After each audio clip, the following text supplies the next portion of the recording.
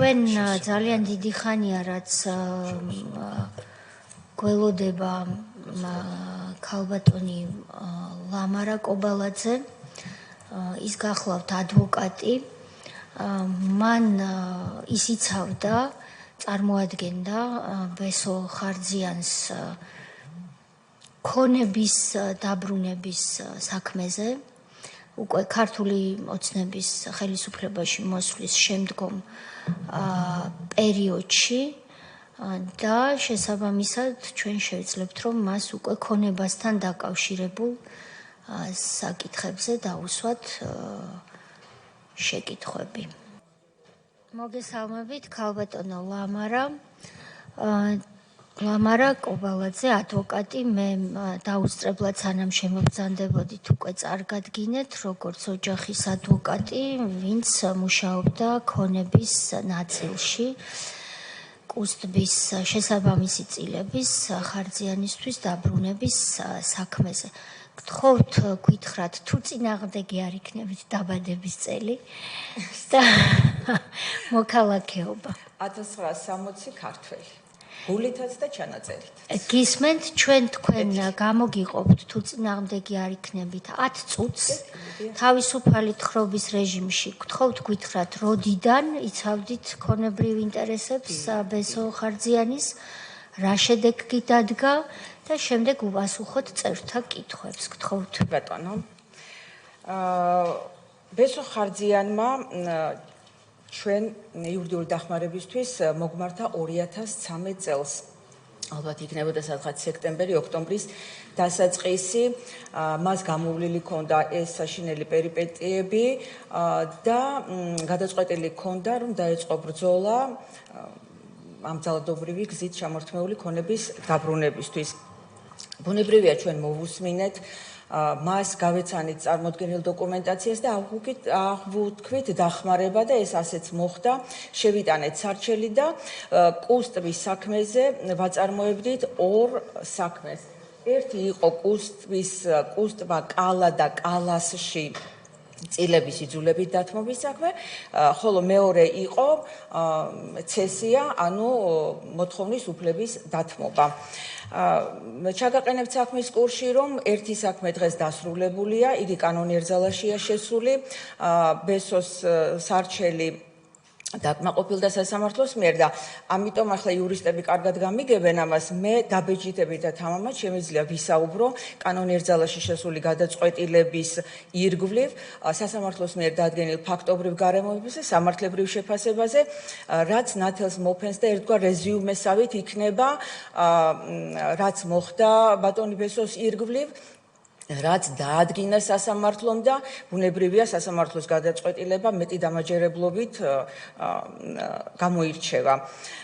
რაც შეეხება მეორე საქმეს, რომელიც ასევე მოგებულია, ეს საქმე დღეს ცესიას გულისხმობ, დღეს გახლავთ უზენაეს სასამართლოში, ანუ მასზე არ არის დამდგარი საბოლოო შედეგი და თქვენის ნებართვით შეიძლება იქიდან რაც საჭიროა ალბათ შემეძლება თქმა, მაგრამ აი დაბეჭდებით საუბარი, ამაზე უფრო შემიძლია, თუმცა მინდა გითხრათ, რომ ორივე საქმეს აბსოლუტურად ერთნაირი საფუძველი აქვს დადებული. ამიტომ ის რაც გახმოვანდება ეხლა აი ამ გადაწყვეტილებიდან გამომდინარე მე ვაწარმოე ეს საქმე კოლეგებთან ერთად და ვამბობ ამას, რომ ის საქმე ზუსტად ამავე საფუძვლით არის აღძრული და ამავე საფუძვლებს სწავლობს სასამართლოს სხვა შემადგენლობა.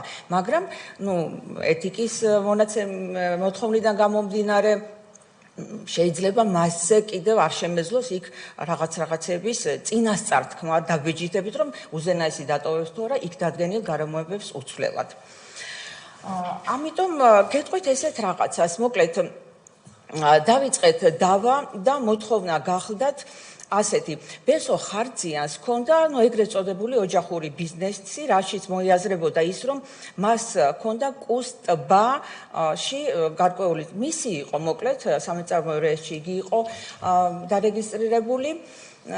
კუსტბას შეექმნა პრობლემა სახელმწიფოსთან რაღაცა ვალდებულებები ქონდა გადასახდელი და ინვესტირების მიზნით, რომ ეს თანხა შემოეტანა, ბესო დაუკავშირდა უცხოურ კომპანიას, რომელმაც ითავა, რომ გარკვეულ თანხას მისცემდა და სამაგიეროდ უნდა მიეცა წილი. აი ამ საფუძვლით მოხდა ცვლილება სამეწარმეო რეესტრში და ბესო ხარჯიანთან ერთად სამეწარმეო რეესტრში. რომელი წელია? 2008-ში მოხდა ეს მოლაპარაკება და მე ხა ხელთან მაქვს აი გადაფორმებამდე არც შეცვლილა პრაქტიკულად გადაფორმებამდე არსებული მონაცემი ასეთი იყო. ბესო ხარჯიანს ჰქონდა 29%, ვახტანგ კიკაბიძეს 7, გიორგი უდესიანს 9, ოლგა ხიხლოვსკა 15, უკრაინის მოქალაქეა, მარინამ გალობლიშვილი 11, ზაზა გუგავა 10, ეკანონიკაშვილი გახლავთ ბესო ხარჯიანის მეუღლე, მას ჰქონდა 7, გიორგი ხარჯიანი არის ძმა ბესოსი და მას ჰქონდა 7 და უცხოური ფირმაც იყო Arkenstone Management Limited. ეს არის სეიშელის კუნძულებზე დარეგისტრირებული. აი ეს მონაცემი იყო. სასამართლოზე მოვითხოვეთ უკანონო გარიგებების ბათილად ცნობა. უკანონობა გამოიხატებოდა ამ გარიგებების იძულებით დადებაში. გარიგებაში მოიაზრებოდა გაცემული მინდობილობა და ამ მინდობილობის საფუძველზე გაფორმებული ხელშეკრულება. რა იყო ამისი საფუძველი? ბუნებრივია ნებისმიერ მოთხოვნას მტკიცებულება უნდა, როდესაც სასამართლოში წარმოადგენთ მას და მტკიცებულება ჰქონდა მოწმეთა ჩვენებები, ჯერ პირველ რიგში მხარეთა ახსნა განმარტება, რომელიც საპროცესო კანონმდებლობით არის ჩვეულებრივი მტკიცებულება, მოწმეთა ჩვენებები ჰქონდა და ჩვენ შევუდექით საქმის განხილვას. მოწინააღმდეგე, ხო, ეხლა მინდა საქმის კურსში ჩაგაყენოთ, რომ როდის მოხდა ეს გარიგება. გარიგება ხდება 2011 წლის 20 აპრილს. ეს ის პერიოდია, როდესაც ბესარიონ ხარჯიანი საჭირო აღსრულების დაწესებულებაშია და ჯერ ხდება მინდობილობის გაფორმება. შემდეგ ხდება იმავე დღეს ამ მინდობილობის საფუძველზე ნასყიდობის ხელშეკრულება. ნასყიდობის ხელშეკრულების მხარეთ გახლავთ კომპანია, რომელიც პანამის კუნძულებზეა დარეგისტრირებული, უოლმილ სერვისი. აი ასეთი კომპანია გახლავთ. ამიტომ ხელშეკრულება წილების ნასყიდობაზე დადებულია ბესო ხარჯიანს მისი ოჯახის წევრების მიერ ამ უცხოური კომპანიასთან. ამიტომ სამართლებრივად, პროცესუალურად მოპასუხეთ გახლდათ უცხოური კომპანია. მოპასუხემ რასაკვირველია არ ცნო ეს არჩელი და განაცხადა, რომ ჩვენ არ გვაქვს საკმარისი მტკიცებულებები, იმას რასაც თქვენ ბრძანებთ, ეს არაფრით არ მტკიცდება, აპატიეთ ამ გამოთქმაზე, მაგრამ ასე გამოვიდა ენას ძვალი არ აქვს და თქვენ რასაც შეგიძლიათ იტყვით, მაგრამ მას კიდევ სხვა მტკიცებულებები ჭირდება. თუ კომისიის ნებაც იქნება და საზოგადოების მაღალი ინტერესებიდან გამომდინარე, საინტერესო იქნება მხარეთა ახსნა განმარტებები სასამართლოში მიცემული, რომელიც საფუძვლად დაედო სასამართლოს გადაწყვეტილებას, ანუ იგი მიჩნეული იქნა მნიშვნელოვან მტკიცებულებად და ეს საქმე გახლავთ საქმე, სადაც ბესო ხარჯიანმა პირველად და უკანასკნელად მოახერხა სასამართლოსთვის ჩვენების მიცემა. იმიტომ რომ აპელაციაში ჩვენ ვეღარ მოვასწარით, საქმის ბოლომდე მიყვანა და იგი ამ პერიოდში, როგორც ცნობილია, მოკლეს. ამიტომ ბესო ხარჯიანმა და მისი ოჯახის წევრებმა მისცეს ჩვენება ამ უმწურავი თუ რა გარემოებაში მოხდა ამ ხელშეკრულებების დადება და გაფორმება. ბესო ხარჯიანი თავდაპირველად რასაკვირველია ხას უსვამდა იმ გარემოებას, რომ იგი ჩააყენეს მძიმე მდგომარეობაში. მანამდეც ჩვენთან საუბარში თქვა, რომ იყო რაღაცა საუბრები და მინიშნებები, რომ დაინტერესებული იყვნენ კუსტის წილებით და იგი თვლიდა, რომ მისია ეს ხა თქვენ მოგეხსენებათ და ეს უკვე ყველა მიცის, როგორ მოხდა ბესო ხარჯიანის დაპატიმრება, როგორ მოხდა მისთვის სასჯელის განსაზღვრა და ბესოს ყოველთვის ჰქონდა განცდა და ყოველთვის იყო დარწმუნებული, სანამ ოფიციალურადაც შეუთვლიდნენ, რომ ეს ხდებოდა კუსტის წილებთან დაკავშირებით. თქვენის ნებართვით აი ბესოს რამოდენიმე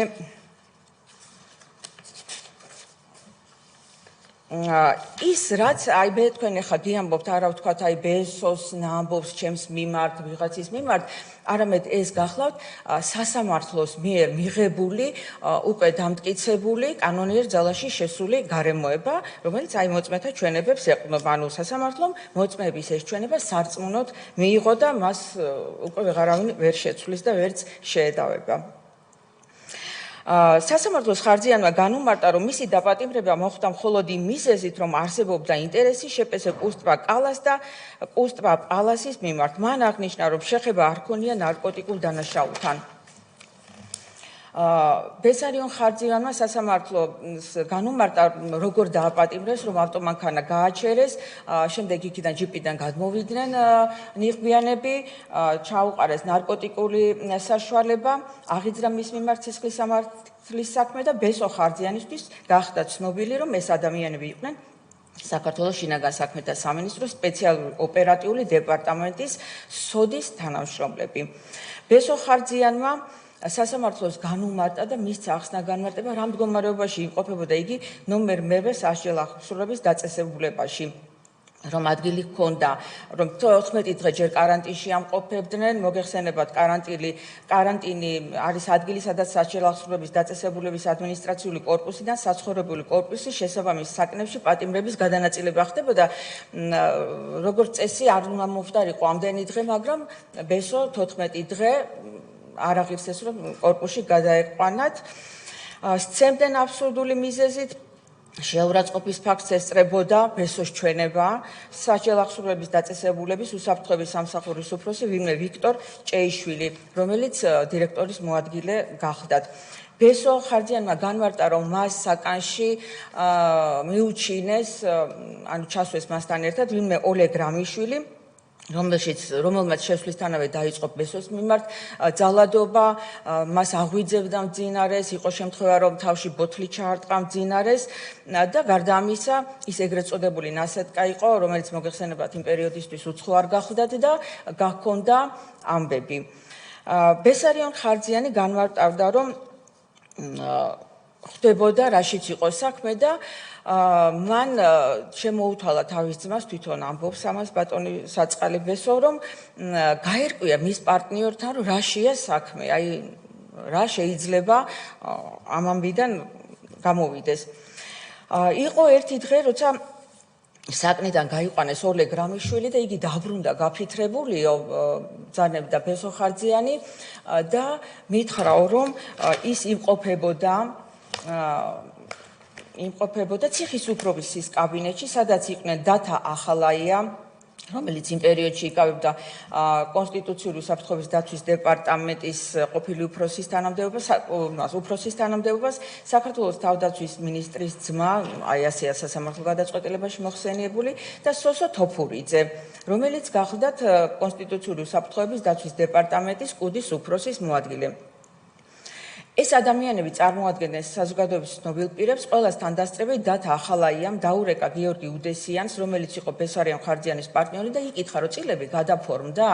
როგორც ჩანს, პასუხი უარყოფითი მიიღო, ამიტომ მოუბრუნდა პატიმარს და უთხრა, რომ ბესარიონ ხარჯიანი ისეთ მდგომარეობაში ჩააყენეთ, რომ წილები გადააფორმოს და თუ საჭირო გახდება, ისე უნდა ეცემათ, რომ გონება დაეკარგათ და გაეუპატიურებინათ. აი ამ ინფორმაციის შემდეგ უკვე ჩემთვის ცხადი გახდაო ბატონი ბესო ბრძანებდა რომ წირების გადაფორმების გარეშე ჩემს სიცოცხლეს საფრთხე ემუქრებოდა. დადგენილია სასამართლოს მიერ რომ იგი სპეციალური მეთვალყურეობის ქვეშ იმყოფებოდა და მას მოიხსენიებდნენ როგორც არაჩვეულებრივ, ანუ ჩვეულებრივს კი არა, აი სპეციალურ პატიმარს, რაც გამოიხატებოდა იმაში რომ ვთქვათ ბესო ხარჯიანი დასაკითხად მიყავდათ არა ვთქვათ ბადრაგირება ხდებოდა რაღაცა ძალიან როგორ გითხრათ აი მაგალითად უშიშროების სამსახურების თანამშრომლების თანხლებით, მას საკანში მიჩენილი ყავდა ვთქვათ 1-2 პიროვნება. მოკლედ პატიმარს ისედაც კი თავისუფლება შეზღუდული აქვს, მაგრამ მას იქ მოქმედებებიც კი შეზღუდული და არსებობაც კი შეზღუდული ჰქონდა. ბესარიონ ხარძიანმა სასამართლოს განმარტება მისცა, როგორ მოხდა მის მიერ მინდობილობის გაცემა. ეხლა მე ბესარიონ ხარძიანის რა ახსნა განმარტებასაც მოგახსენებთ. ანალოგიური ახსნა განმარტებები აქვს მისი ოჯახის წევრებს, იმ განსხვავებით, რომ მათ საიდან გაიგეს ბესარიონ ხარძიანის მიმართ ასეთი მოპყრობის ნამდვილი მიზეზი და მიზანი და აი ამ ყველაფერს ადასტურებს არა მარტო ბესო ხარძიანის ოჯახის წევრები, როგორც მოწმეები, არამედ დაკითხული იქნა სასამართლოში თვითონ ციხის თანამშრომლები, რომლებიც უშუალოდ იმ პერიოდში მუშაობდნენ იმ დაწესებულებაში და შეხება ჰქონდათ ბესო ხარძიანთან და მათთვის ცნობილი იყო ბესო ხარძიანის იქაური მდგომარეობა. ამიტომაც იყო, რომ სასამართლომ მთლიანად შეაჯერა, მოკლედ წინააღმდეგობა არ იყო მოწმეთა ჩვენებებს შორის და ერთ-ერთ შეემთხვეოდა მათ მიერ მიცემული ახსნა განმარტება და ბესო ხარძიანის გაჟღერებული ახსნა განმარტება, რომელთაც ცალსახად გინდებოდა, რომ ბესო ხარძიანი მიიყვანეს იმ მდგომარეობამდე, რომ მართლა ჭყალებში ოღონდ იხვეწებოდა, რომ ოღონდ ცოცხალი დამტოვეთ და გადაუფორმეთ.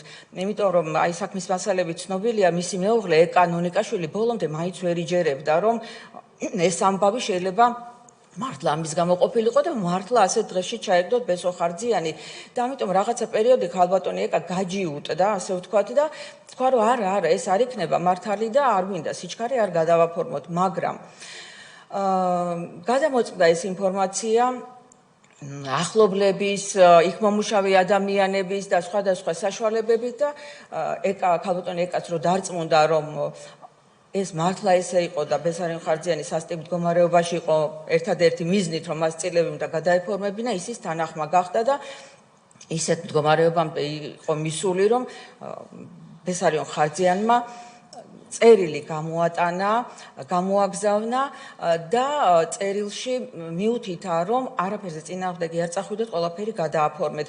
ეს წერილი რომ ნამდვილად ბესო ხარძიანის არის, ყოფილიყო კოდური სიტყვა უნდა ჩაეწერათ წერილში. და ამ კოდური სიტყვით ბესო ხარძიანის ოჯახის წევრები დარწმუნდებოდნენ, რომ ეს ნამდვილად ბესო ხარძიანის მიერ გამოგზავნილი წერილი იყო. აქვე რო გითხრათ, თუ შეიძლება ვისი მეშვეობით გამოიგზავნა წერილი? თუ არ ვწდები ადვოკატის მეშვეობით, ადვოკატმა გამოიტანა წერილი, თუ არ ვწდები კი არა, არ ვწდები, ესეც მოცემულია საქმის მასალებში და ეხლავე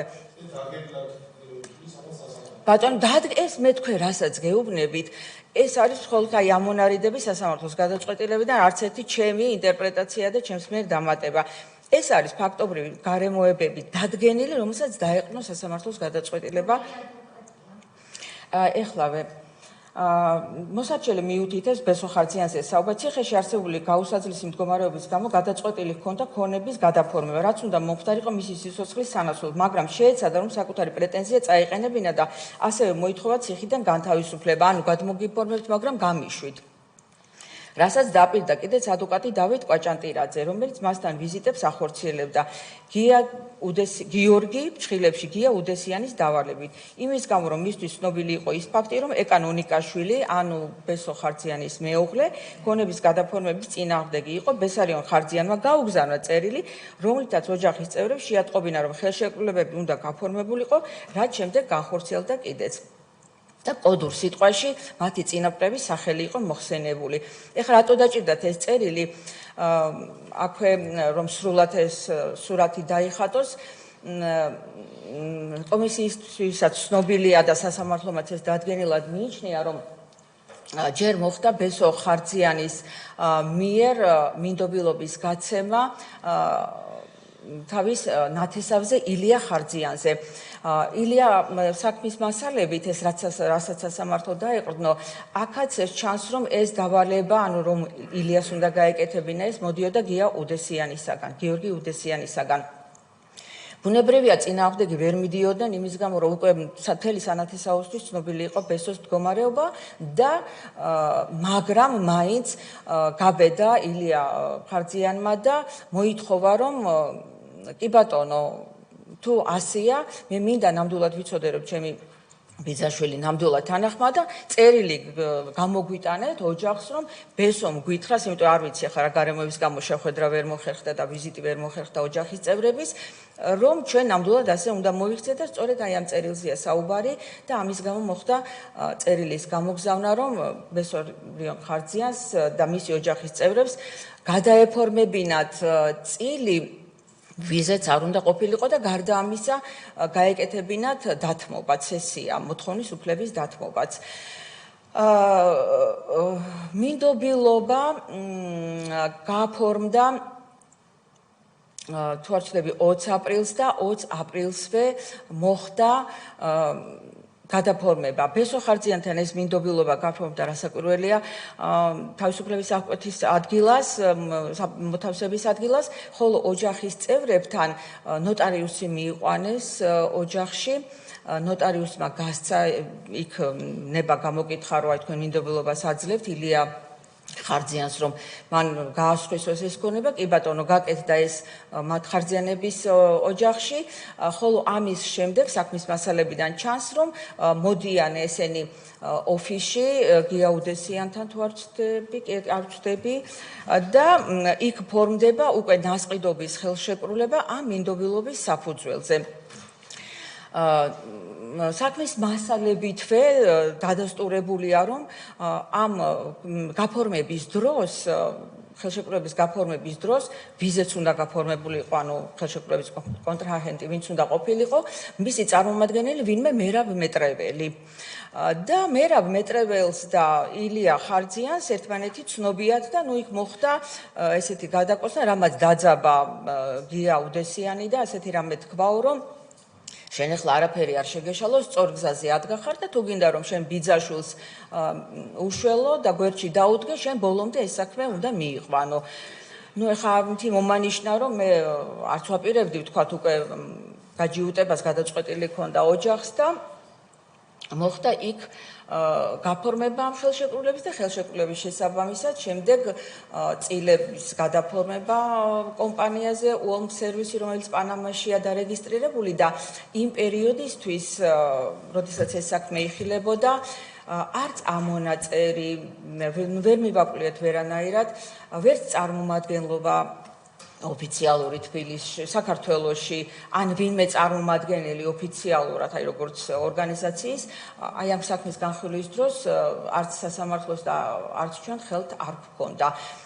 მაგრამ მას ყავდა სასამართლოში წარმომადგენელი ადვოკატები, რომლის მეშვეობითაც უოლმ სერვისი თავს იცავდა, რომ ეს ყველაფერი მოგონილია, ჩვენ არაფერ შუაში არა ვართ, რომელსაც სასამართლომ დაუპირისპირა ჩემს მიერ მოხმობილი მხარეთა ახსნა განმარტებები და მოწმეთა ჩვენებები, რომლებმაც ერთის მხრივ ოჯახის წევრებმა ახსნა განმარტები დაადასტურეს, რომ იცოდნენ ბესო ხარძიანი რა მდგომარეობაში იყო და ციხეში მომუშავე თანამშრომლებებს დაუდასტურეს, რომ ბესო ხარძიანი განსაკუთრებული პატიმარი იყო, განსაკუთრებულად ექცეოდნენ, როგორ დაავალეს, რომ მას მკაცრად უნდა მოპყრობოდნენ.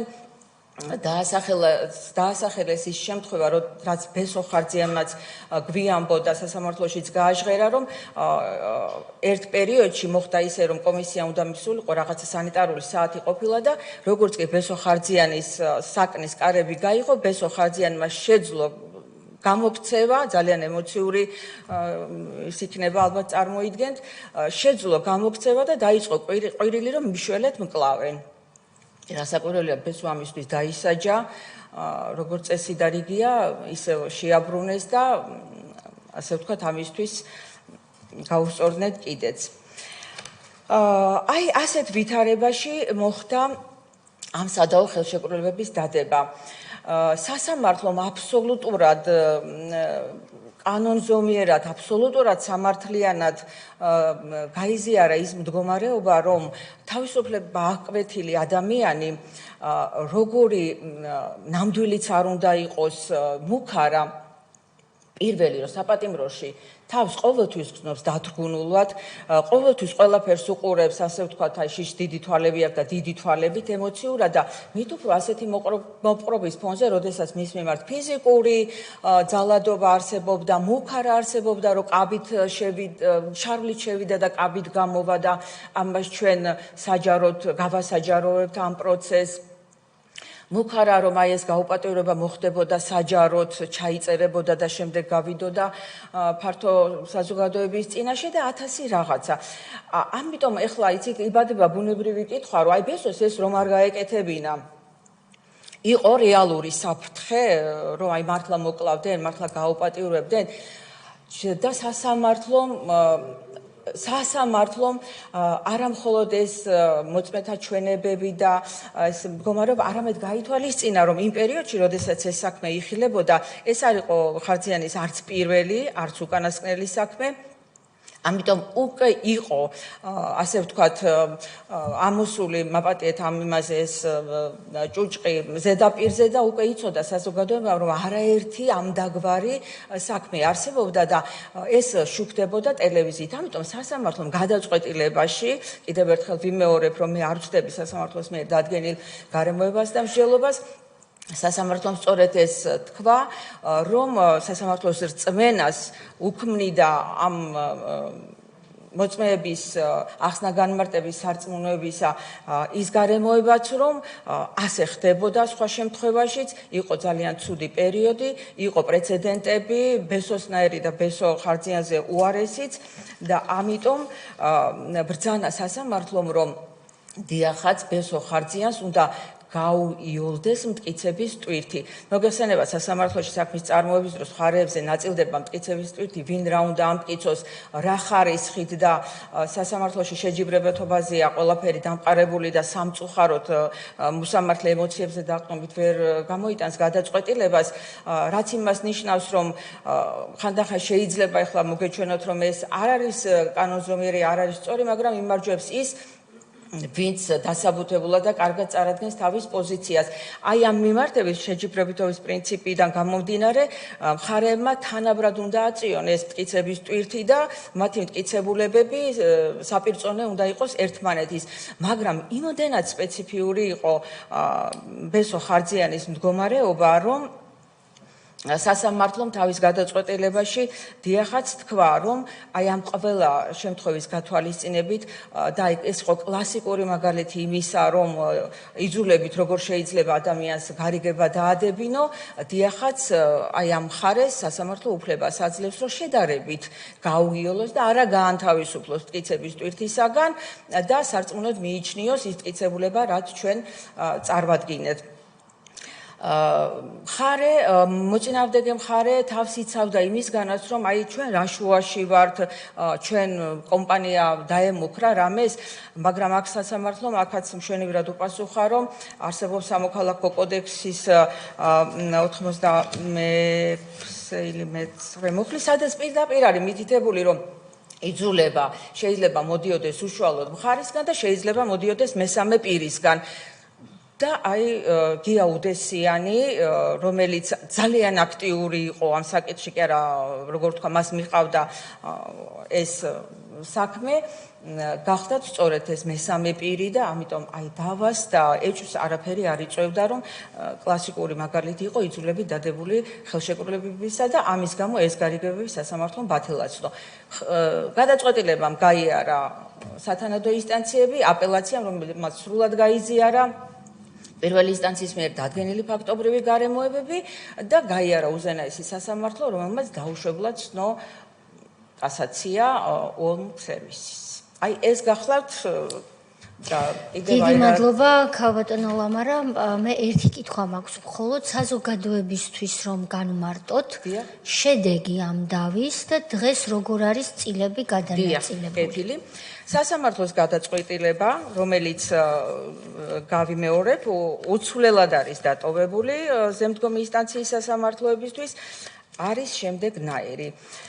სასამართლომ ბათილად ცნო სადაო გარიგებები, ანუ ბათილად ცნო მინდობილობა, დაადასტურა, რომ ის არის დადებული იძულებით შესაბამისად ბათილად ცნო ამინდობილობის საფუძველზე განხორციელებული ასევე იძულებისით განხორციელებული წილის ნასყიდობის ხელშეკრულება და წილები დაუბრუნდა მათ პირვანდელ მესაკუთრეებს. ერთი შენიშვნასავით გავაკეთებ, იმიტომ რომ აქ თავდაპირველი მოსარჩელები ვინც იყვნენ ბოლო შედეგში შეიცვალა ბესოს გარდაცვალების გამო საქმეში ჩაერთვნენ მისი უფლებამონაცვლეები, შვილები, დედა, რომელთაც მემკვიდრეობით მიიღეს უფლება, რომ აი ამ დაბრუნებული ქონების წილები მათზეც გაფორმებულიყო და დღეს აი ასეთი მდგომარეობა. შეპესე კალას, კუსტბა კალას მეწილეები არიან ბესარიონ არა მაპატიეთ გადაფორმებამდეა, ეხლა მე თქვენ მოგახსენეთ გადაფორმების შემდეგ ზუსტ ინფორმაციას. ხო, როგორც გითხარით, აქ არის შეპესე კალა და შეპესე კუსტბა კალა და კუსტბა პალასი, ეხლა ხელთან მაქვს და ამასაც ვიტყვი. კუსტბა პალასის სააქციო საზოგადოება ულმ სერვისი 27%, 27.5%, ვინმე ირმა კეკელიძე 22.5%, ეკა ნონიკაშვილი, ჩვენთვის ვინც არის საინტერესო, რომ წილები დაუბრუნდა თუ არა.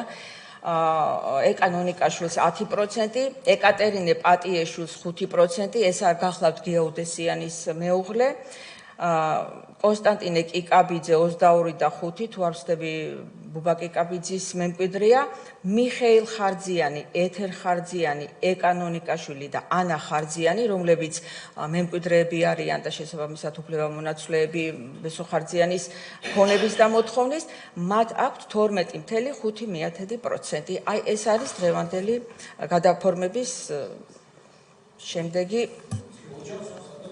ოჯახს დაუბრუნდა კი ბატონო. კი, ეკას აქვს 10, 5. ხო, დაახლოებით ესე გამოდის. ეთის დავაზუსტებ რა. ანუ დაბრუნება შეეხო იმ წილებს, რომლებიც 2011 წელს აი ციხეში დან გადაფორმება მოხდა, მაგრამ 2008-ში რაც მოხდა ის დარჩა ისე როგორც იყო. გასაკვირველია ის დარჩა, იმიტომ რომ ამაზე დავა ჩვენ არ დაგვიყენებია, ახლა ბესოსნება იყო და ჩვენ კლიენტის მოთხოვნას ვერ გავცდებით. კი, ბუნებრივია, მადლობა. ბოლო დავაზუსტე უბრალოდ, მადლობა. ის დარჩა, მაგრამ არ ვიცი, სხვადასხვა კი, პირებია. რამდენადაც ბატონი ბესოს სანამ ცოცხალი იყო, მამაზე ვსაუბრობ, სატელევიზიო ეთერებიდან გვახსოვს, რაც არ უნდა გასაკვირი იყოს, მიუხედავად იმ დიდი უბედურებისა, რაც გიორგი უდესიანმა მას თავს დაატეხა, ციხიდან გამოსვლის შემდეგ ყოველთვის დანარჩენ წილებზე თავს იკავებდა, ასე ვთქვათ, იქით შედავებისგან.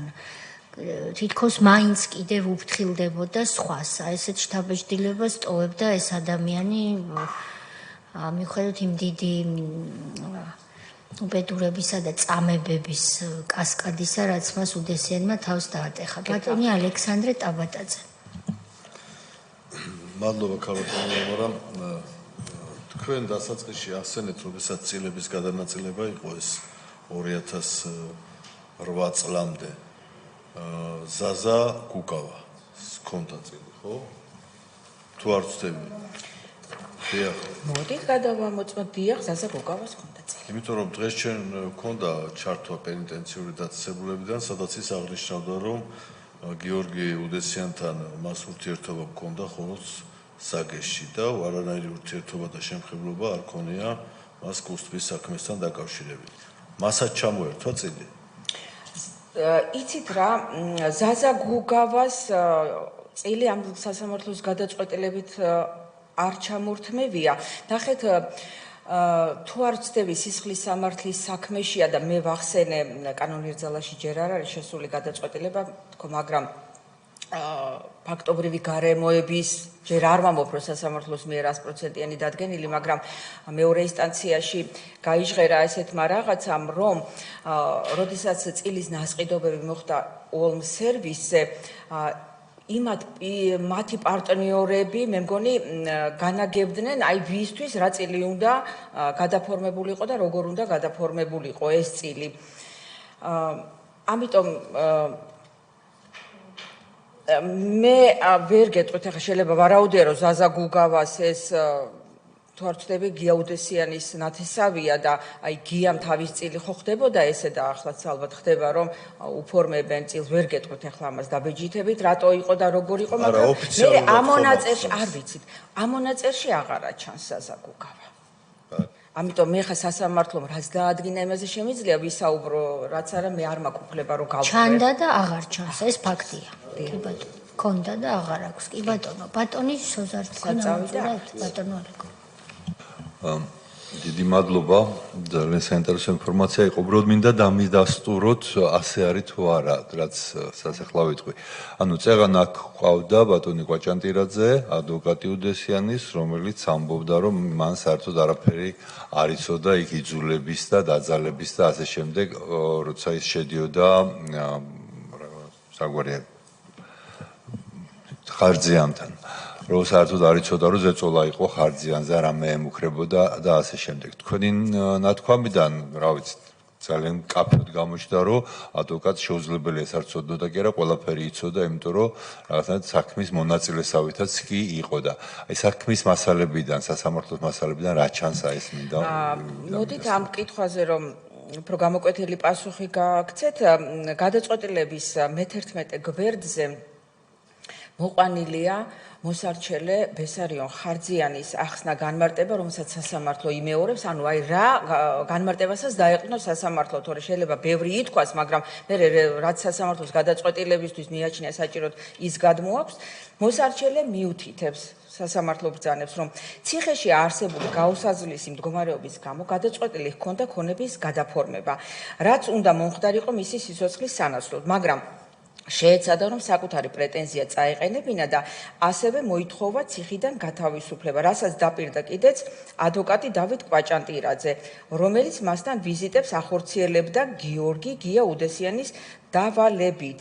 იმის გამო რომ მისთვის ცნობილი იყო ის ფაქტი რომ ეკანონიკაშვილი ქონების გადაფორმების წინააღმდეგი იყო ბესარიონ ხარჯიანმა გაუგზავნა წერილი რომლითაც ოჯახის წევრებს შეატყობინა რომ ხელშეკრულებები უნდა გაფორმებულიყო რაც შემდეგ განხორციელდა კიდეც ანუ აქ თუ დავეყრდნობით ამას ადვოკატი კვაჭანტირაძე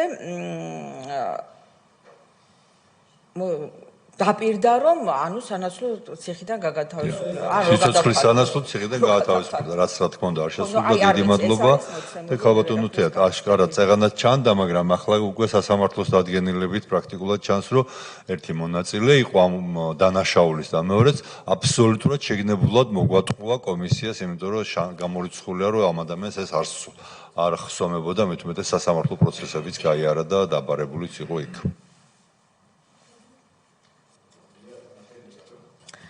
წევრებს თუ არ აქვთ შეკითხვები, მე მინდა ქალბატონ ლამარას მადლობა გადავუხადო.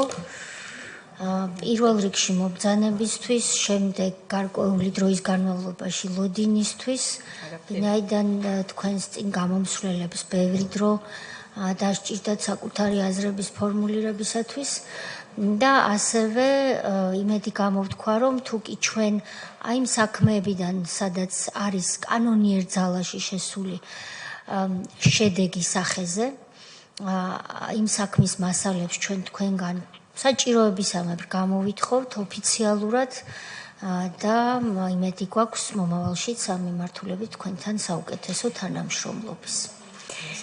დიდი მადლობა. მადლობა თქვენ მომისმინეთ. კარგად გრძელდებოდეთ წარმატებით.